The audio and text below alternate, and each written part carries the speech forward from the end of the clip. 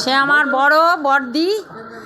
আমি আমার দেয়ালে পিঠ থেকে গেছে, আমি তখন অসহায়, বাবু বাড়িতে নেই, বাবু দিল্লিতে আছে। আমি কার কাছে বলবো এই কথা? আমি মনে করেছি সে যোগ্য, সে আমার বড় দিদি। আমি তার কাছে ছুটে গিয়ে বলেছি, শোনো বড়দি, আমার দুই ছেলে সুব্রত শান্তনু, তাহলে কি দুই ভাই সমান পাবে অধিকার? কি দুই ভাইয়ের সমান আছে? সুব্রতর অধিকার আছে, তুমি বলো। বলে কেন থাকবে না? সুব্রত বড়, তার অধিকার কেন থাকবে না? হিসাবে তো সেই সংঘাতিপতি হয়। আমি বলছি না, যেটা আছে সেটাই থাক, কিন্তু অধিকার সমান সমান। সে বলছে বড় বৌমাকে এখনও কেন আসে না? বড় বৌমা আসুক। আমি বলছি আসবে সঠিক সময়।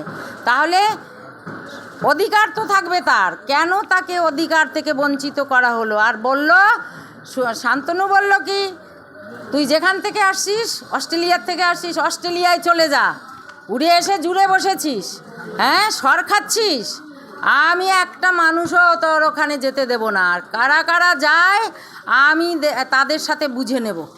একটা বিষয়, মমতা ঠাকুরের সঙ্গে বিগত দিনে দেখেছি সুব্রত ঠাকুর, শান্তনু ঠাকুরের এই যে বলছেন অধিকার, এই অধিকারের লড়াই আমরা দীর্ঘদিন ধরে দেখে এসেছি ঠাকুর বাড়িতে। নতুন করে কি আবারও আরেক দফায় এই অধিকারের লড়াই শুরু? আমি কোনো রাজনীতি করি না, সবাই জানে। আমি ঠাকুর বাড়ির ছোটো মা।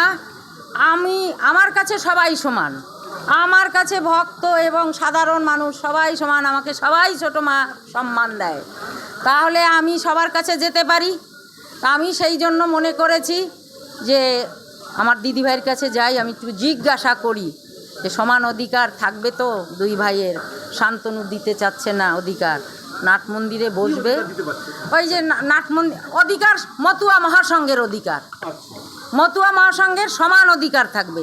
ও বলেছে সংগঠন আমি করেছি, এখানে সুব্রত ঠাকুরের কোনো অধিকার থাকবে না। সুব্রত ঠাকুর তো মহাসংঘাধিপতি, শান্তনু ঠাকুর সংঘাধিপতি।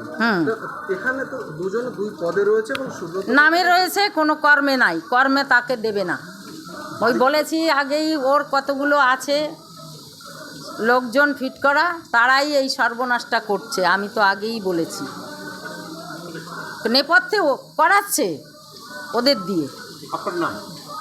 আমার নাম শ্রীমতী ছবিরানী ঠাকুর।